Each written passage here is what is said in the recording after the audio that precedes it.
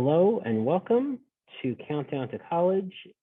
It is my great pleasure to present to you our career counselor here at the Miller Business Center at Middle Country Public Library, Barbara Trimarco. Take it away, Barbara. Thank you very much, Sal, and welcome to all of you for joining us this evening.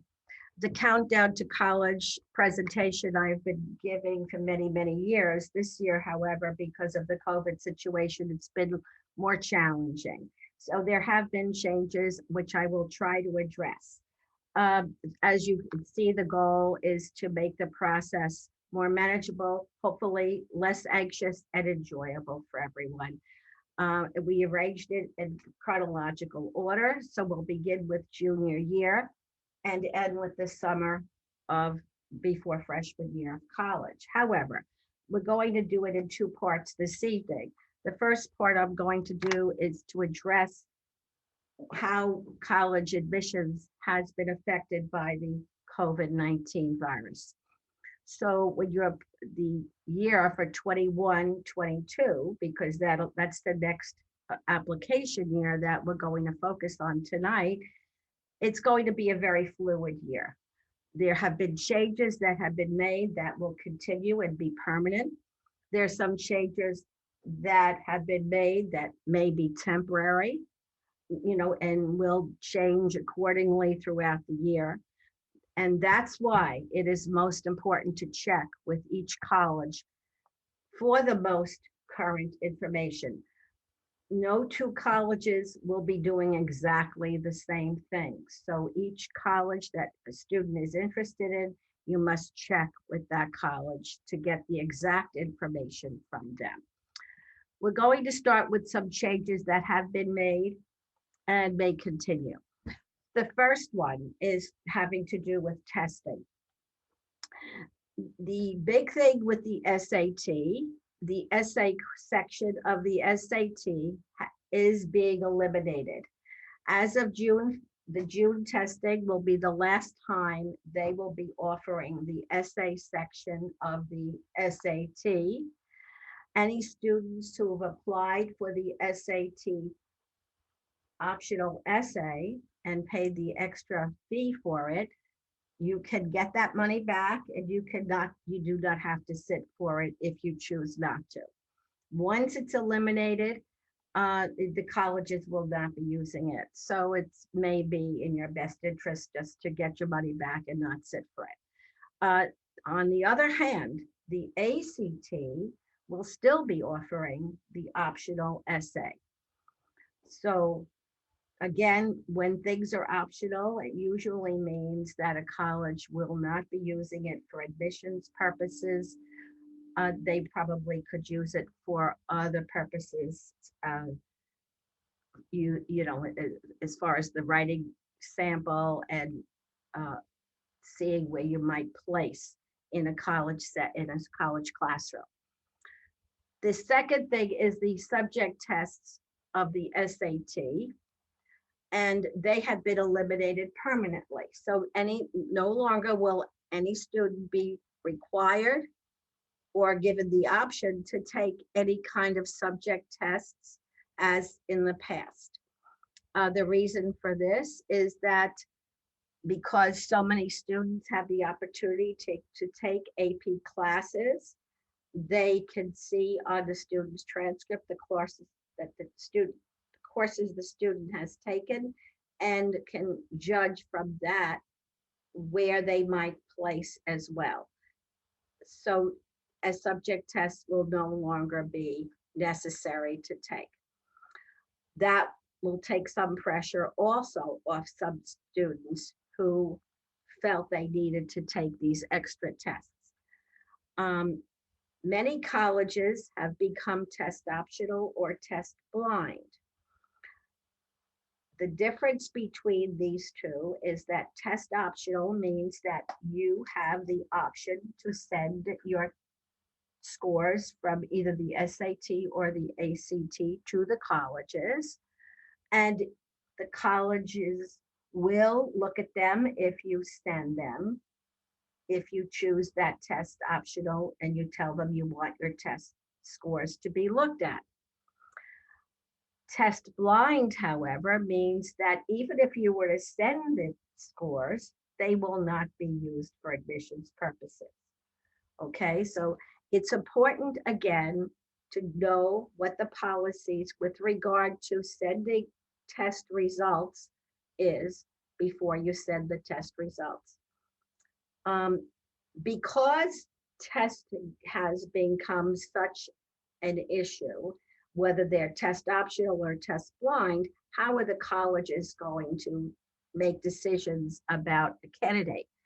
And that's by putting greater emphasis on the transcript and the other aspects of the application. Now, this is very, very important. The transcript will be read in light of the courses the student is taking. And the focus will be on the 5, what they would call major subject areas a student would be taking in high school. Those would be English, math, science, social studies, and foreign language. Those are the 5 subject areas that they will want to see a student taking as many years as possible to get a good foundation for a college experience. So those are the classes they are going to be considering, and in many cases will be recalculating a student's average using just those classes. So art, music, phys ed, any other kinds of courses that may not be within the realm of those 5 subject areas will not be used when they recalculate an average. So it's important for students to understand that they need to keep up a good, solid academic high school program as they go throughout their high school experience. The other aspects of the application that they're going to look at, and again, because of COVID, some of these things have been affected, will be the kinds of activities the students have been involved in, volunteer types of activities, whatever school activities were available to them, or athletics. So all of those things will go into the decision-making process that an admissions officer will make when they receive a student's application. And the last section here is with regard to super scoring. Now, super scoring, and as I said to you earlier, it's a fluid situation. And just this afternoon, when I came in, today's April 13th, I got a notice from the ACT saying that they've changed their policy and they have gone back to super scoring, and which means they are going to be able to combine scores regardless of the testing date of the individual areas with that the student has taken. With the ACT, you've got a math section, an English section, a science section, a social studies section, or a reading section, they call it. And any of those 4 scores can be intertwined with other tests so that you can pick out your highest score. The ACT will give you that option. If you go to the ACT's website, it's well explained, and they will give you the option to make that choice. And of course, the SAT will also be able to be super scored, which means, again, regardless of your test date, scores can be split. Highest math, highest English, however, whatever dates they were, the test date makes no difference. This is the important thing about any school's super scoring. It's totally up to the college. While the testing services may offer super scoring, the college has the option to accept that or not. So you need to, again, check with the individual colleges to see if it's in your best interest to send a super scores or not. Now let's look at college visits. How has that changed during COVID? Well, normally we would highly recommend you go on a campus and visit a college. Now, with the COVID situation, many college visits have been eliminated on site, but always available virtually. So you go on any college's website, you could watch wonderful videos of and get a sense of the college that way. The other way could be if the college is not offering on-site tours, formal types of tours, you could just drive by, do drive-bys. Of course, if you're looking at local colleges, that's an easy thing to do to get a sense of what this campus is like. You will probably will not see many students, but you will get a sense of location and the layout of the campus, etc. Information sessions, which have been always on site, are now going to be, many cases, virtual. And even though COVID seems to be less of an issue going forward, and let's hope that it will be, the trend has become that colleges will continue doing virtual information sessions, interviews, etc. They might give you the option of doing it either way. Once they open up the campuses to on-site visits and on-site tours, they still might give you the option to do it virtually. So I think the positive side of this COVID experience has been to give the students more opportunity to have contact with the admissions offices. And they encourage you actually to get in touch with them as much as possible. Make yourself known to them. Now let's talk about some of the college classes and how COVID's affected campuses. On-campus classes may continue to be virtual, but I'm understanding that many classes will be in person again, starting in the fall. But there might be a hybrid component to that as well. I know at Stony Brook, I spoke to an admissions officer there. It looks as if, and I'm talking about at this point in time, and of course, as I said, it's fluid, it could change. Classes over 100, over 250 may be virtual. Classes under 250 may be in person. So it's going to be a hybrid situation. Again, that's the way they see it at this point in time. You need to check with the student campuses, with your college campuses, to see what the policy is going to be. Many students have taken the option to stay home and rather than go to a campus and and study virtually at home rather than do it in a campus setting. But that was an option that was available this year. It may again be available next year, again, depending on what happens with this virus situation. Check with the colleges to learn the instruction policy starting in the fall. This may be what happens today, may not be what happens in August or September. So you have to stay on top of that. The last thing, and this because of what occurred yesterday, and the governor of New York has made it possible for all students on every college campus within the state of New York to receive the vaccine. It's not going to be required. It's going to be an option for the students to make, and they are making it available.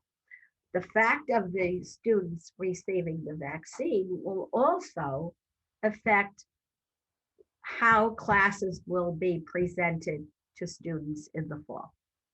So there's so many variables that are happening with this, and it's happening, to what happens today may be different tomorrow. It's really a challenge to predict And I think you can all understand that the unpredictability of this whole process. These are the trends that have been utilized by students this past year and perhaps going forward for next year.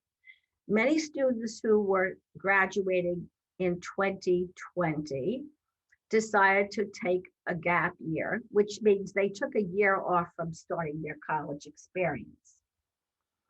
They may have decided to work because they needed to help to bring money into the family because of the effects of COVID on the economy. They may have decided to travel. Well, I guess you couldn't travel too much given this, again, because of the virus, or just maybe just take a class or two at home. And so far, they didn't go away to college at all. Transferring is another effect of COVID. Students who would decide to stay home and maybe take some classes at home at a nearby 2 or 4 year college are now transferring for their second or third year of college. Okay, so what has that done?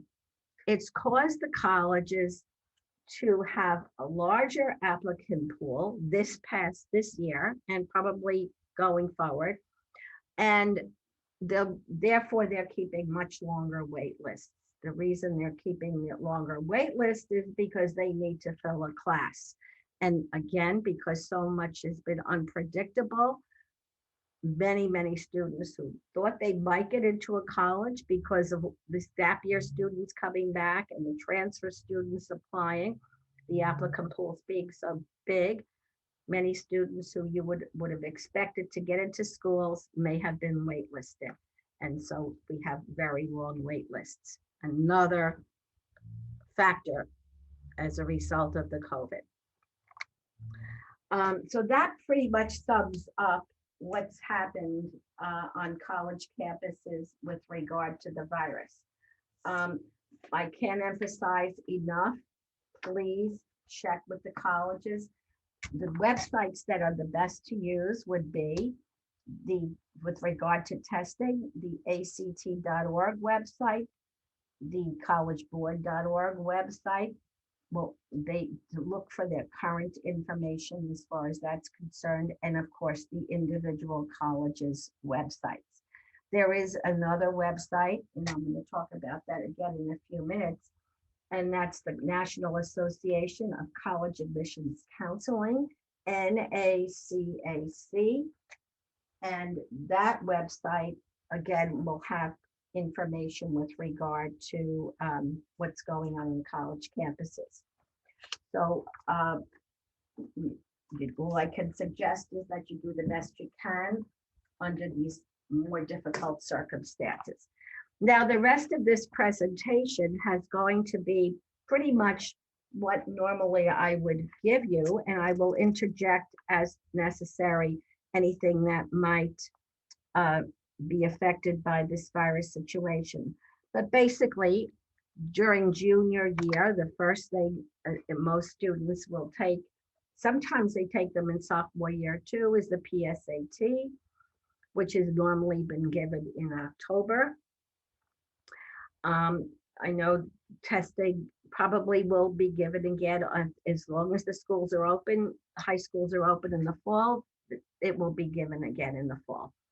And the purpose of the PSAT is a practice test for the SAT, as well as to determine eligibility for the National Merit Scholarship.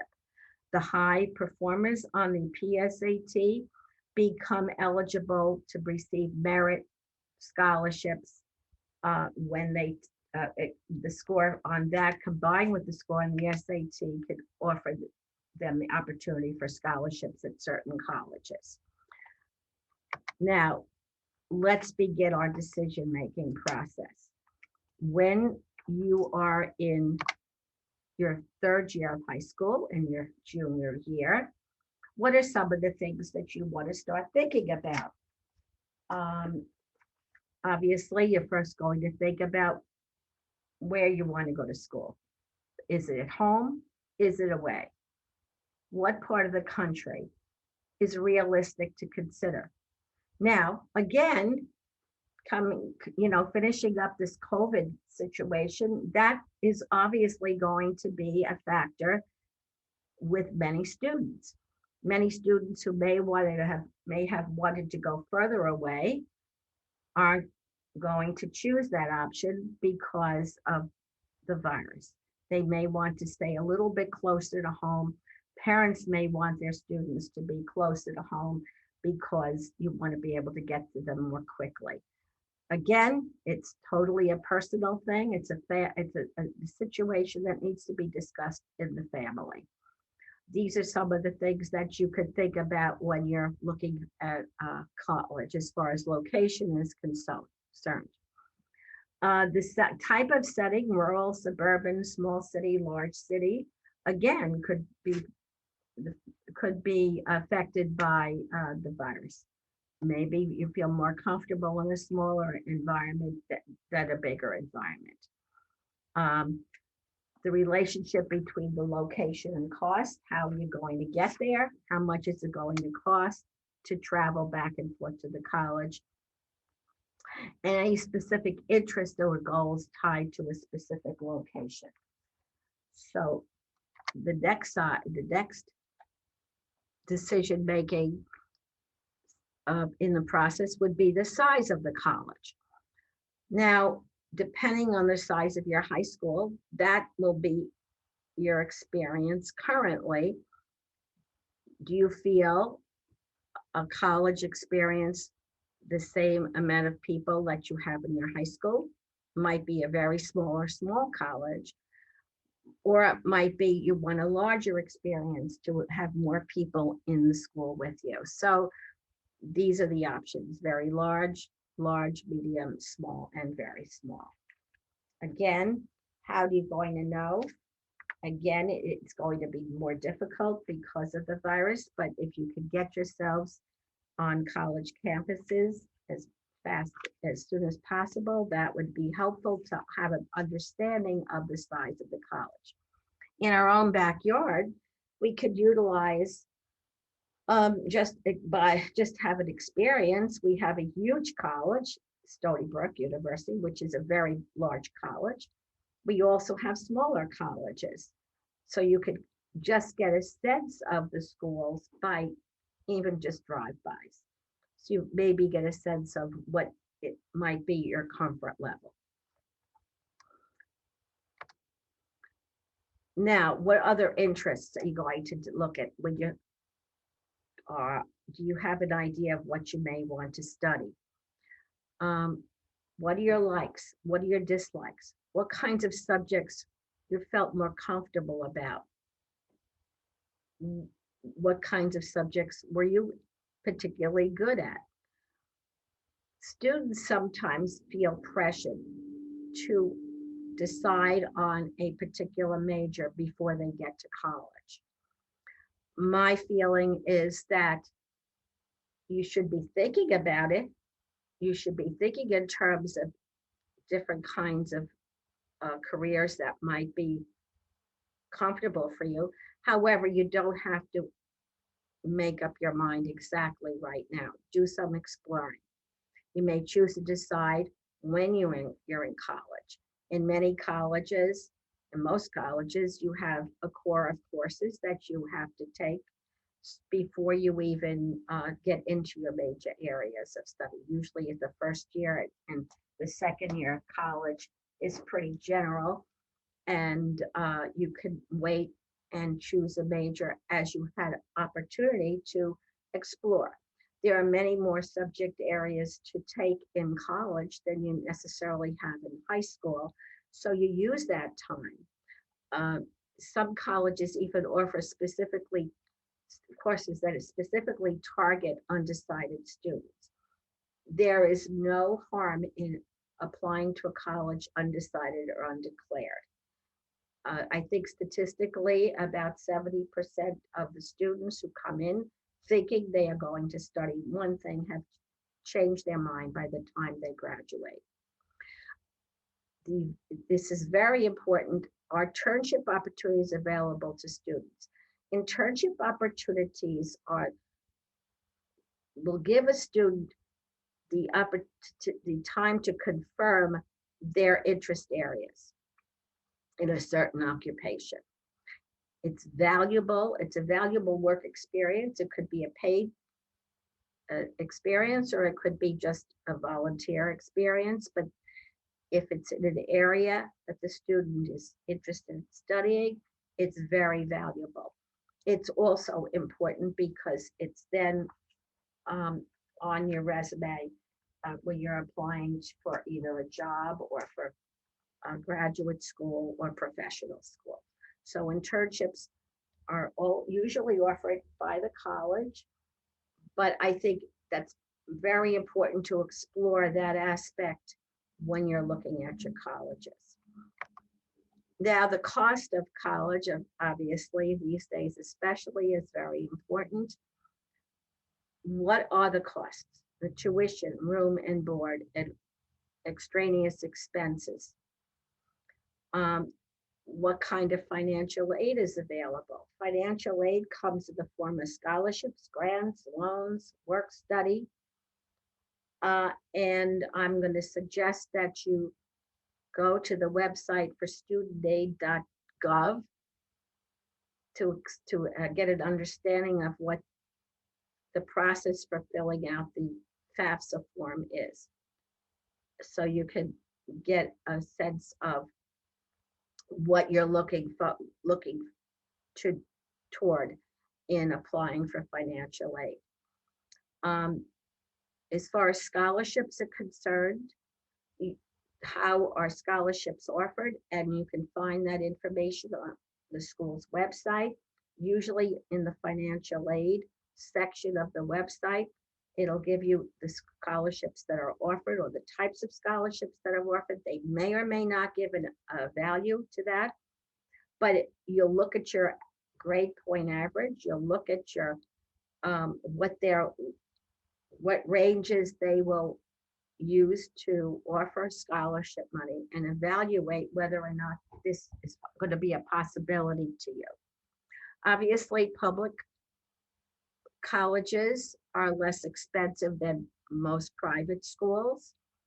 But again, with scholarships, grants, and loans, it could equalize the two. Private schools will vary greatly in cost, and a good financial aid package can lower the cost of a private school. Do you qualify for a New York State Excelsior Scholarship? Now, the New York State Excelsior Scholarship has been set up for middle income families who have an income of $125,000 or lower. However, that's also been affected by the COVID situation. And to check to see what is going on with the Excelsior Scholarship, and if you're going to apply, the website for that is hesc.ny.gov.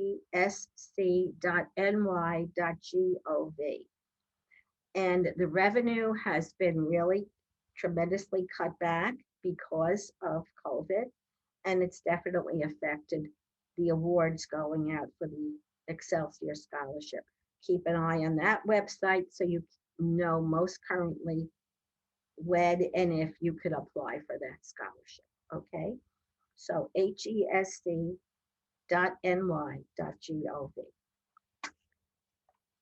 Now let's look at admission selectivity. When you're looking at your colleges, how do you know if you're going to be able to get into a particular school? You evaluate, you look at your grades, the courses you've taken, you look at the grades that the student body who's been accepted, the ranges that they've been accepted with, and you evaluate where you might stand in a given applicant pool. You need to apply to colleges on 3 levels. Reach schools are those schools where you have the the grades and or the test scores, if they're being used, are higher than what you have. The realistic schools or the target schools, you're pretty much evenly matched. And of course, your safety schools are those where you're pretty much above what the school normally will accept. Keep in mind that if you're looking for scholarship money, you're probably going to best get scholarship money at your realistic or safety schools, but not your reach colleges. The reward getting into a reach college is the getting into that school. That's your reward. And then the other thing that's important, and what are the academic demands that you could expect to find? Now, you could be at the top of the pool, accepted into a school, and you could be really comfortable academically in that school, or you could be at the bottom of the pool, accepted, where you're going to work a lot harder. And what is it that you want for yourself? Just because a college is harder to be in doesn't necessarily mean it's best for you. What is going to be your best fit academically so you'll have a good comfort level of studying and you find success? It's always better to be toward the top of the class when you're finished up rather than toward the bottom of the class, no matter what kind of school you're in. So pay attention to the selectivity. There are many forms of ways that you could find out about where you fit in. The high schools use a program called Naviance, which has a component where you're able to look at a certain college and you can see where you might stand in that particular applicant pool. The College Board will also have a college search in there, which you could maybe help yourself measure up to see what colleges are for your best fit. Now, where sports and activities are concerned, again, going forward, we know that this year was a tough year with sports, but hopefully in the fall, things will start to get back to normal. And if you're an athlete, you want to check with your coaches for the sport that you're looking to play in college to find out what is going on with that particular sport. And if you could be recruited by that college. There's obviously money available for athletes. Again, it's been affected by COVID because athletics have been affected on the campuses. So you need to check directly with the college, with the coaches to find out if this is going to be an opportunity for you. As far as other activities are concerned, there are many, many other activities colleges offer. If you find you have a particular activity that you are participating in high school, you would enjoy doing that in college, make sure the college offers it. So that will enrich your college experience. Certainly college is about going to class and doing well, but it's beyond that. You want to have a college experience that's going to be a good match for your interest areas. So you have activities, you've got athletics, and there's volunteer programs as well. If you've been active in your volunteer programs as much as possible over the high school years, you want to continue that in college, find out what kind of volunteer programs or outreach programs the college offers. Again, it's to enrich your college experience. We have the social and the living conditions, and that's going to be affected again by the COVID situation. And you're going to look and you're going to see what each college is going to be doing. If you're applying to college for the 21-22 school year, you're going to, again, check with the housing, check with the college. What is the trend for that particular college next year? If you're a sophomore or a freshman in high school right now, I think you can be pretty comfortable knowing that it'll be more normalized in the next year, certainly. What types of housing are available? There could be doubles, triples, quadruples even. And you need to know what is going to be your freshman college experience. There are often students that have suites. So you have maybe a common room, and then maybe you have two or four or six other students in different rooms surrounding your common room. And another very important thing is, do most of the students live on campus? If you're going away to a college and you want to live on that campus, you want to make sure there's a life on that campus, especially on weekends.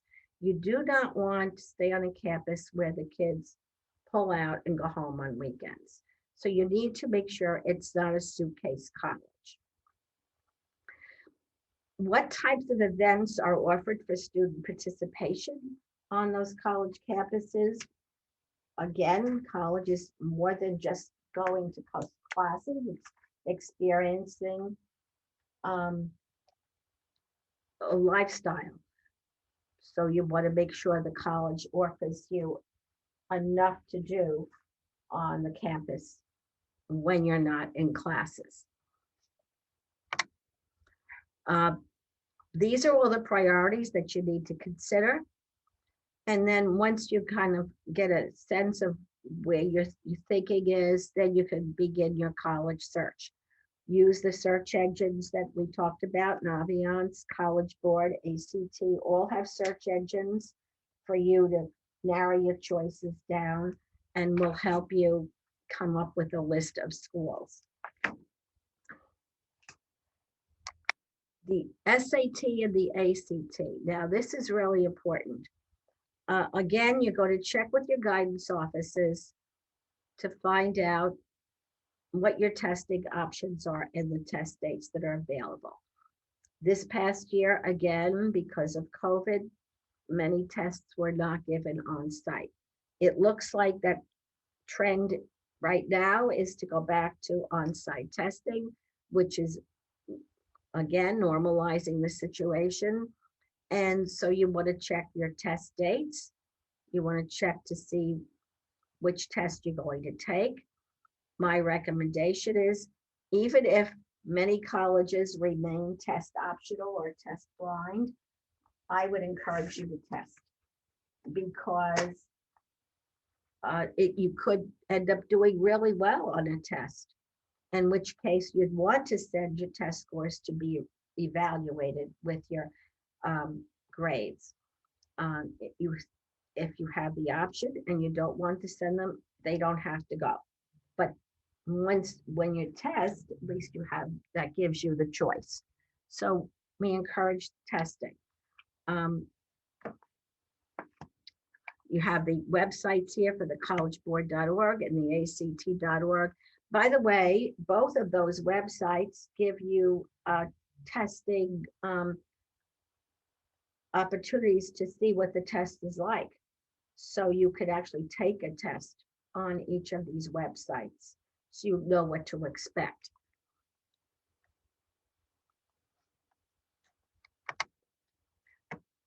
Before I talk to you about the National Association of College Admissions Counseling, NatCACnet.org, it's a good resource to keep up to date with the current events and any changes that may occur in the admissions process. And I keep saying the same thing over and over again, please check with each college for the most accurate and up-to-date information. I cannot emphasize that enough. Now, if using test results in the decision-making process, some colleges will use super scores. We touched on that a little while ago. That's why it's encouraged to take the test, take the SATs more than once, take the ACTs more than one time, so that you have the opportunity for super scoring to be used. If you don't take more than one test, it makes super scoring impossible. But remember, it's the college's decision whether to use the super scores.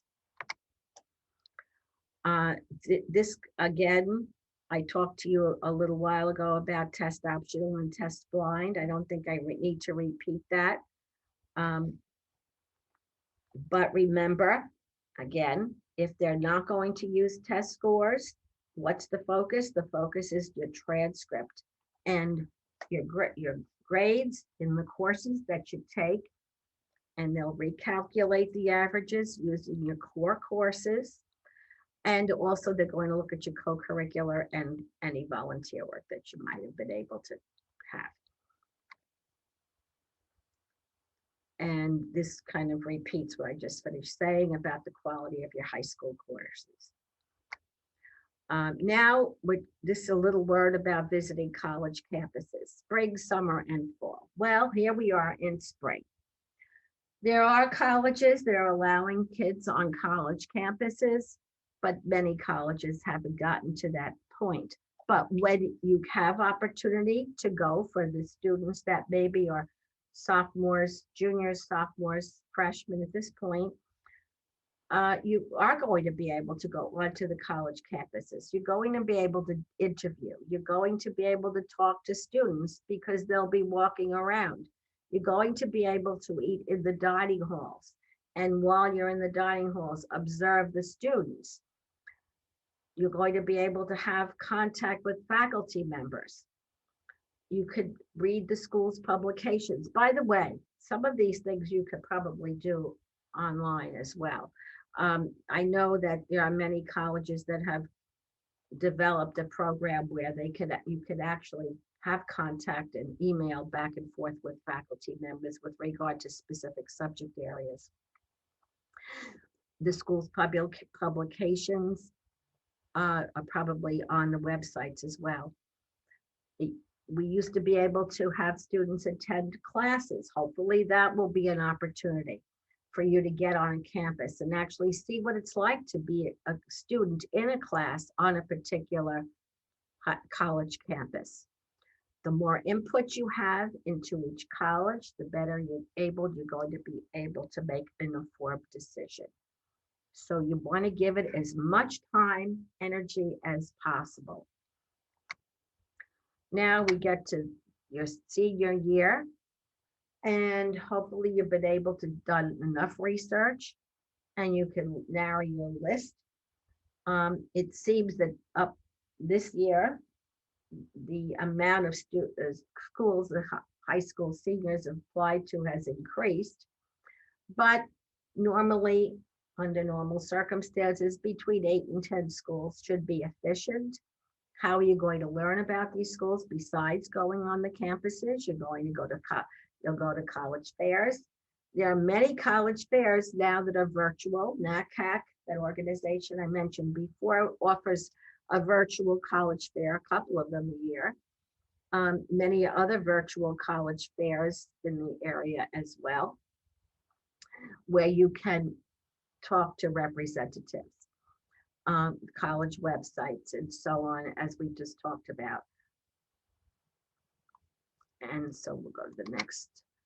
You're going to have to ask your teachers for letters of recommendation. So if you're a junior, you want to think about what teachers that you currently have that you might want to ask to write a letter of recommendation for you for your college application. All colleges require teacher recommendations. Your counselor will be one recommendation that you'll get, but your teachers are going to be an important one. So you want to have a good relationship with the teachers, and you want to make sure that that teacher is comfortable writing. So what my suggestion is that this is getting toward the end of junior year. If you're a junior, you would want to go up to a teacher and say, look, would you be comfortable writing my letter of recommendation? Some teachers would want to know that now, so they could maybe write over the summer, or they prefer to wait to the fall. It really is a teacher option, but you'll need to ask them as soon as you know that you would want them to write for you. You're going to be working on your applications. The common application is your main application for applying to college. It usually opens up in August. It's an application which allows you to apply for many, many colleges with one particular form. It also gives you the opportunity to have a choice of several essays, which again, you can work on over the summer. The college essay is a very important aspect of the college application. And yes, the admissions counselors do read the essays. So make sure you write it, have it proofread, pay attention to the grammar, spelling, punctuation, and make sure an English teacher or your counselor has opportunity to review it. Make a list of your in and out of school activities, as well as any work experience. Maybe you had a job over the summer. You want to put that in as well. And you could set this up on resume form. You could put it onto Naviance so it goes with your application. Watch the deadlines. Some schools have something called rolling admissions, which means that as the applications come in, they review them, and within 3 to 4 weeks, you might have a decision. However, some schools have deadlines, fixed deadlines, and you want to pay attention to those fixed deadlines so you don't miss them. Your high school will need about 3 to 4 weeks to process your application. So you make sure you give your counselors ample time to get all your materials available. Everything is sent electronically. All your transcript and your support material gets forwarded to the college. That will include anything that that the high school has to send, which will be the teacher recommendation as well. If your application through the common application, or however you're going to be sending it electronically, goes separate. Your application will be sent separately from the school's support materials. Make sure that you have a record of filing your application. Make sure that you've sent the appropriate fee to the college. They will not process the application unless you have put your credit card information in and paid for the application. Okay, let's go to the next trick. Now, there are some policies with regard to deadlines. First of all, we have early decision, which means that the college is your first choice. Now, this is making sure you had ample time to come to the conclusion that this college is the only college that I really want to go to. And if they have an early decision policy, and usually it's around November 1st, November 15th, December 1st. Some colleges I've noticed have 2 early decisions. They have early decision 1 and early decision 2, which might even go into January. But it's about motivation. It's about how strongly you feel about a given college. And it's a signal to the college that this is where I really want to be. And if you accept me, I'm definitely coming. So that in some cases gives you a little bit of an advantage in the admissions process, because a college then knows that you are serious about that school. And assuming you have the credentials for the school, it could give you a definite advantage in the process. Some colleges have something called an early action policy. And this allows you to apply at an earlier time, an earlier deadline. But if you are accepted, there's no obligation. And that's the big difference between early decision and early action. It has to do with the obligation. You're not obliged to go to an early action accepted college. once you're accepted, you still have time to make up your mind. It will be here later in the process, but May 1st is the uniform apply date. You have reply date. So by May 1st, you have to let a college know if you're going. If you accepted early action, you still have to May 1st. If you're accepted early decision, you must deposit early on, okay, because that is your obligation. Save a receipt of all your applications that are completed. Make sure you've saved your essays, personal statements. You're taking the SATs or ACTs again if you want to increase your score. And you're going to check for the dates and registration deadlines. So make sure you're aware of what's going on in the fall of senior year. My advice to seniors is always get your applications done as early as possible, whether you're meeting a regular deadline or an early deadline. You really want to get it done, because that way you can focus on your schoolwork, you can focus on enjoying the rest of your senior year. Now, once you've gotten your applications done at the end of the first semester, all colleges want to see your mid-year reports. What's the mid-year report? It's your report card for your first 2 quarters of senior year. Why is it important? Because the college wants to make sure that you're continuing your level of studies, and they take that very seriously. So that could have a considerable effect on any decisions that have not been made. So if you've applied to a college and you've kind of sat back and you relaxed too soon, that could affect any decision. But if you keep up the level of studies at a strong level of study, that also affects the decision.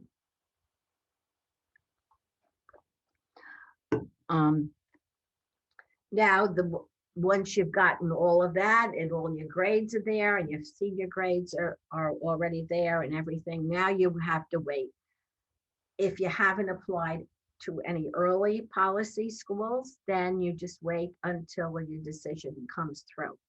Most decisions come through, it could be anywhere from the end of February to the beginning of April, depending on the colleges. The more competitive the colleges, it usually waits till April.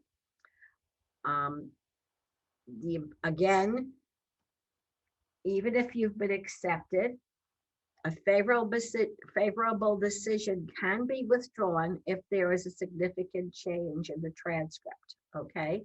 So that's not just words, that is a fact. So you want to make sure that senioritis doesn't set in, and it's not easy to do, and I understand that, but you want to keep those grades up and keep those courses strong. You're going to get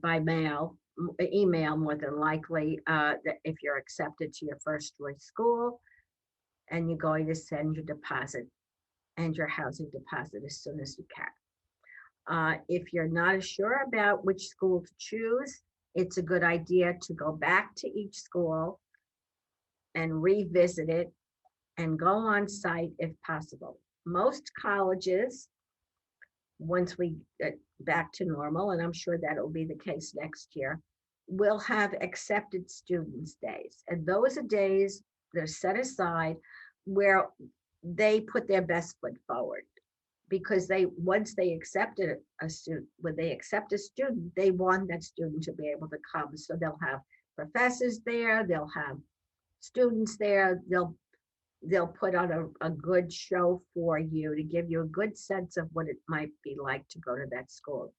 Stay overnight when possible. That would be another really good way to kind of solidify in your mind that this school is the proper school for you. Your comfort level is very, very important, because if you're comfortable at a school, you'll perform well there. As I mentioned before, the deadline for sending a deposit is May 1st. Please don't be pressured to do that ahead of time. Colleges might make you feel that, okay, well, if you want preferable housing, you have to decide you have to send your money right away. And where housing is concerned, that could be a situation. However, you don't have to send your deposit anywhere until May 1st. If for some reason it turns out that none of your schools accepted you, go to your guidance counselor. There's a college for everyone, and there might be other options to evaluate. So if you've done the process properly, I doubt that's going to happen.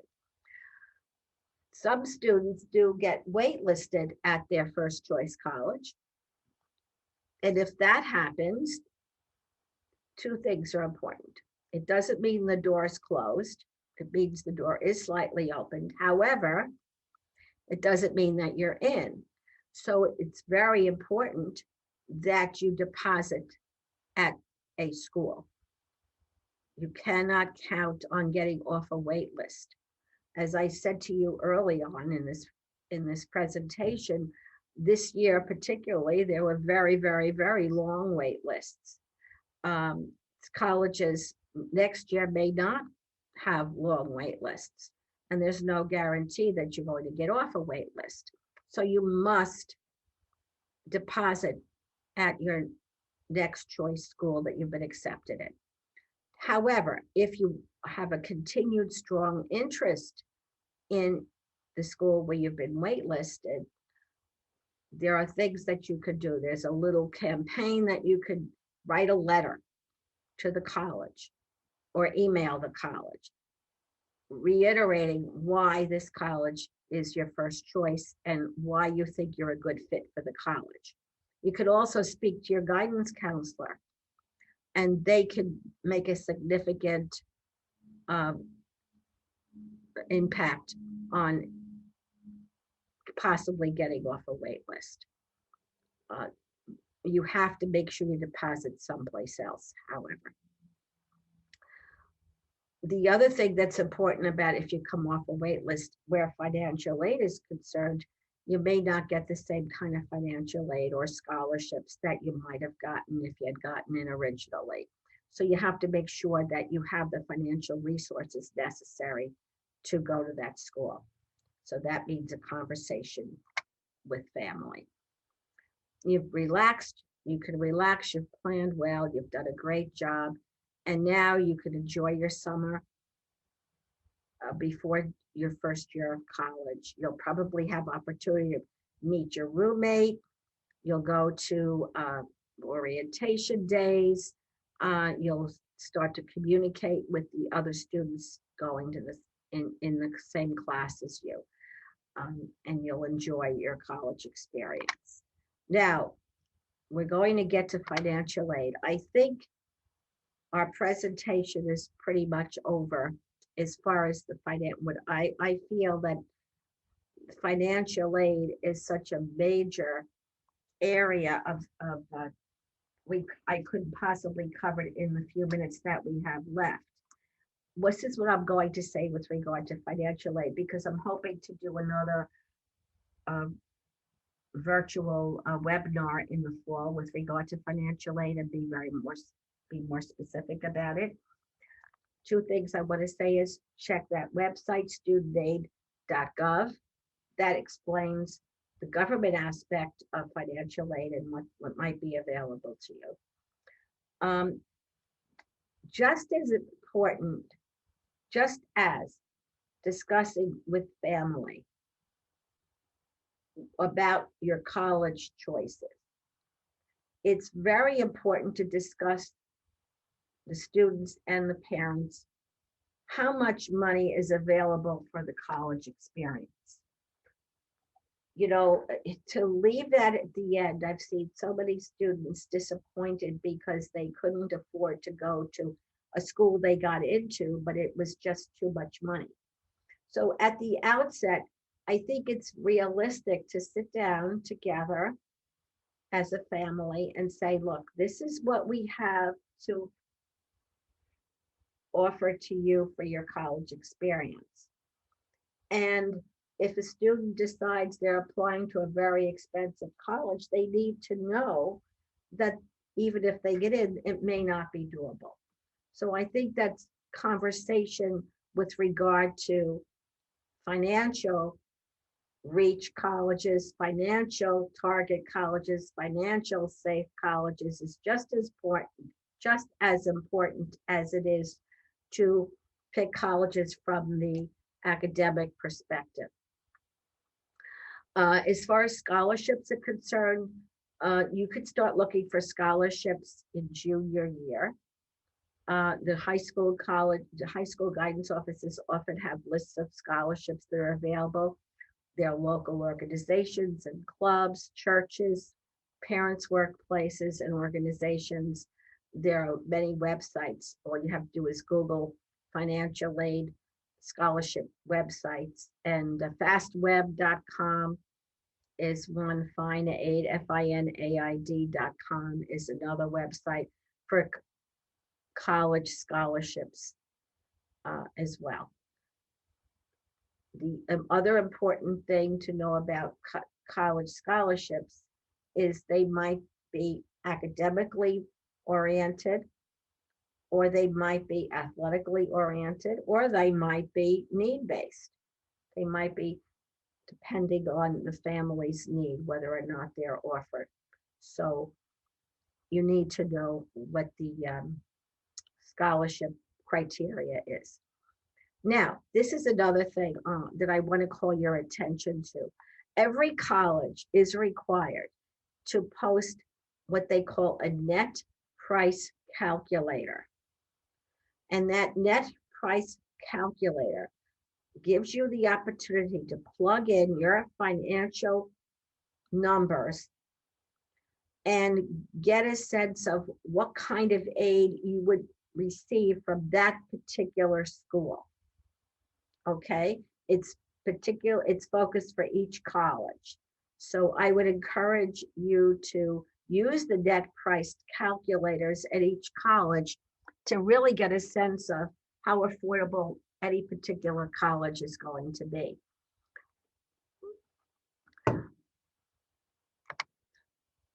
The rest of this, I think if you read through it, you'll see that it'll give you an overview of what to expect. The tax returns that will be used to apply for government aid, that's the FAFSA form, will be the tax return that that was filed in April of the student's junior year. If you just think of it in terms of whatever tax return you filed in April of the junior year, that will be the tax return that will be used in filling out the FAFSA form. I think that makes it a little easier to understand. October 1st of senior year is the date for the beginning of the financial aid process for the following academic college school year. There you have some websites that are helpful for you. In addition to the FAFSA form is the form that is required by all colleges if you want to see if you're eligible for any kind of government aid, which will include loan money. Everybody can get loan money of some kind. So you're always encouraged to fill out the FAFSA form. Some colleges, however, will also require something called the CSS profile form. You see it listed there. And you'll access that on the College Board's website, collegeboard.com or .org. And it'll give you the list of schools that do require the CSS profile. The important thing to remember is that if a college requires these forms, you must fill them out in order to be eligible for any kind of financial aid. You'll find that normally, under normal circumstances, there'll be financial aid webinars, seminars, and most of the financial aid officers at all of the colleges are very, very helpful with regard to individual situations that may arise. So don't hesitate to ever ask someone in the financial aid office any questions that might pertain to your personal financial situation. Now this has to do with your student aid report, which you'll get once you fill out the FAFSA form. And again, this will gives you an idea of what you could expect as a result of filling out the FAFSA form. The SAR, or the student aid report, tells you what the government says. You won't agree probably, but what the government says you could afford toward the student's education. And then once you review the awards, just like when you review the acceptances from the colleges, you make a decision what's affordable. And what is the best financial decision for a student to choose. Remember, this process is college specific. Always review each college's policy on admissions and know which testing options the college will accept. Sal, do we have any yes, questions? if you for those of you who are joining us now, if you have any questions, please use the chat feature, and Ms. Trimarco will be happy to answer any questions you may have. And Barbara, while we're waiting, I just want to mention to our attendees that you'll be able to watch this presentation again if you've missed it. I know we had a couple folks come in a little late. You'll be able to watch it on our YouTube page, and I put that in the chat. It's youtube.com/Miller Business Center. And you'll be able to watch it probably sometime on Thursday. This will go up. So do we have any questions to the folks who are here? Can we get a copy of the slides? Yes, we will make the presentation available to you. And I will make sure, since I can see who's here, we'll email that to you based on the email that you used to register for the program. So just give us a day or two and we'll send those out to you. Sal, I would like to say that anybody who has a student who would like to come for individual counseling sessions, we are here to take them through the entire college admissions process. We will hold your hand, we will help with essays, we will help with the applications, help with financial aid, and make it very specific to a particular student. So I want people to understand that we are always here to help them. All they have to do is make an appointment to see us. Yes, Barbara, I put the telephone number in the chat for folks to make an appointment. It's 631-585-9393, extension 133. Give us a call. If you are a patron of the Middle Country Public Library, you can make an appointment, no problem, as long as your library card's active. If you're not, and you've never used your local library card with us, you do have to register your library card with us first, and then you will be able to make an appointment. So if there are no other questions, I'd like to thank you all for coming this evening. And thank you, Barbara, for your fantastic program as usual. It was very helpful. There was a lot of great information here. And we will see you during our next online program. And as Barbara mentioned, we'll be having one in the fall that's specific to the financial aid process and some other things. So thank you all for coming, and we'll see you next time. Thank you very much.